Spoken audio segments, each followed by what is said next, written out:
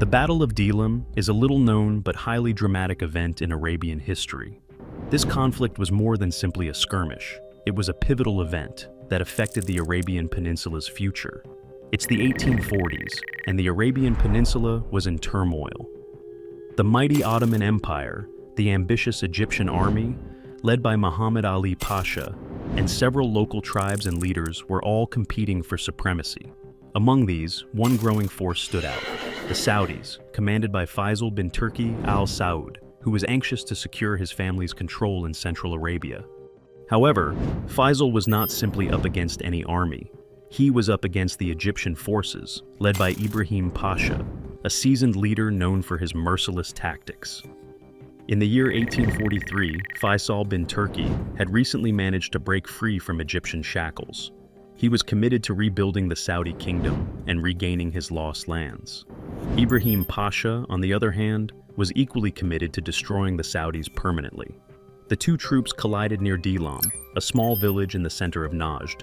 The Battle of Dilam was no ordinary face-to-face conflict. Faisal was aware that his army was far too small and not prepared to defeat Ibrahim Pasha in a straight fight. Thus, he came up with a scheme, a traditional underdog tactic. He would make the most of the hard desert environment, using the sands themselves as a weapon against his adversaries. The Saudis enjoyed a tactical advantage. Because of their extensive knowledge of desert terrain, Faisal bin Turki was not just a good fighter, but also a brilliant strategist. There was no water for miles, terrible sandstorms, and intense heat. The Egyptians would be forced to lose discipline, and their numbers would be meaningless in this harsh climate, which Faisal intended to entice them into. As the battle kicked off, Faisal launched a quick cavalry attack. His warriors, clothed in traditional Bedouin attire, moved like ghosts across the sands, striking hard before vanishing into the desert. Ibrahim Pasha's troops, loaded down with heavy armor and weaponry, strained to keep up. This was not a typical combat. It was a game of cat and mouse.